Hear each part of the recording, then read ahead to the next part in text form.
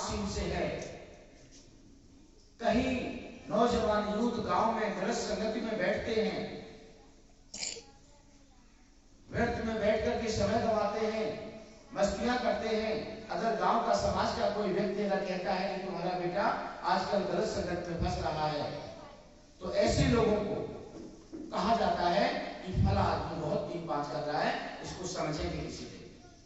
तो 3-5 का मतलब होता है बुद्ध का तिलक, तिसरण और 5 शील, जो अभी आप लोगों ने भंते जी से ग्रहण किया। क्या था वो?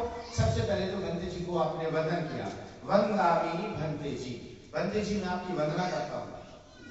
फिर आपने तिसरण सहित 5 शील के लिए याचना किया कि भंते जी मुझे तिसरण करने की दीक्षा दें। तो भंते जी ने कहा यमहं वदामि तन्वरेत्, जैसा मैं कहूं वैसा आप भी कहें। तो आपने कहा आम भंते, यानी अच्छा भंते, ये पाली शब्द है। फिर आपने 3 बार नमो तस्य भगवतो अरहतो सम्मा सम्बुद्धस्य, 3 बार बुद्ध को नमन किया। ऐसे महामानव तथागत बुद्ध जिन्होंने समस्त मानव जाति को दुख मुक्ति का मार्ग दिया। यहाँ कोई ऐसा व्यक्ति नहीं है जो दुख से मुक्ति ना चाहता हो, सबको दुख से मुक्ति चाहिए।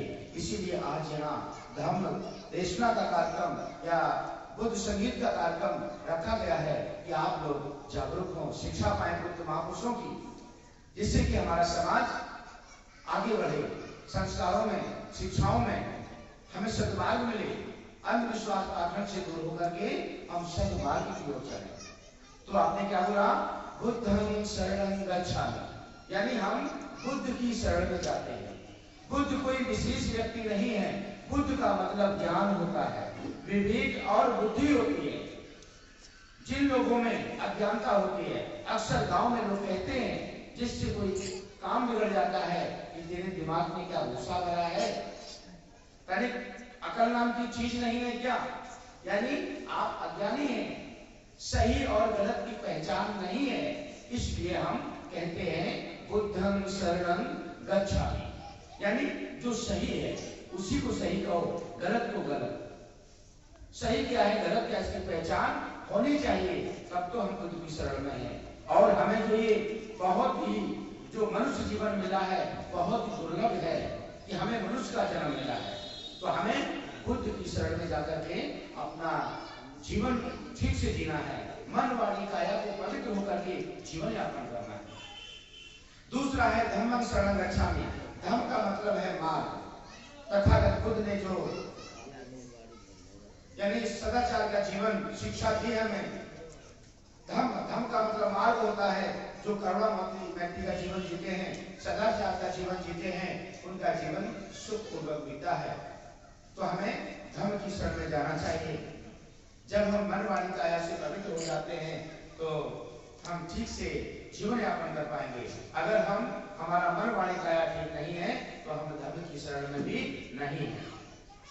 तीसरा है संघं शरणं गच्छामि, संघ तथागत बुद्ध का श्रावक संघ, जिन्होंने गांव-गांव नगर-नगर जाकर के लोगों के लिए कल्याणकारी मार्ग खोजा, लोगों को सद्मार्ग दिया, ऐसे हम संघ की शरण में जाते हैं। जिस प्रकार से आज आप सभी लोग संगठित होकर के इस कुशल कर्म को करने के लिए अपने धम्म गुरु को यहाँ बुला करके भंते जी से धम्म देशना श्रवण करने का कार्य कर रहे हैं, तो हम ऐसे संघ की भी शरण में जाते हैं। इसके बाद में आपने 5 शील ग्रहण किए।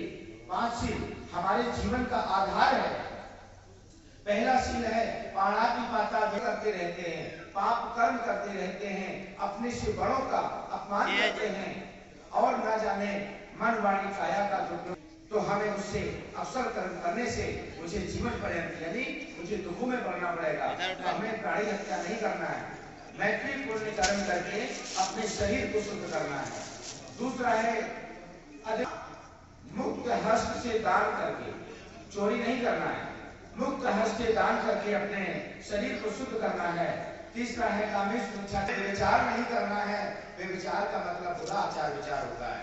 आज पूरे देश में जो शासन प्रशासन की व्यवस्थाएं की गई हैं, पुलिस प्रशासन की व्यवस्थाएं की गई हैं, और ये जो न्यायालय वगैरह बनाए गए हैं, ये क्यों बनाए गए हैं?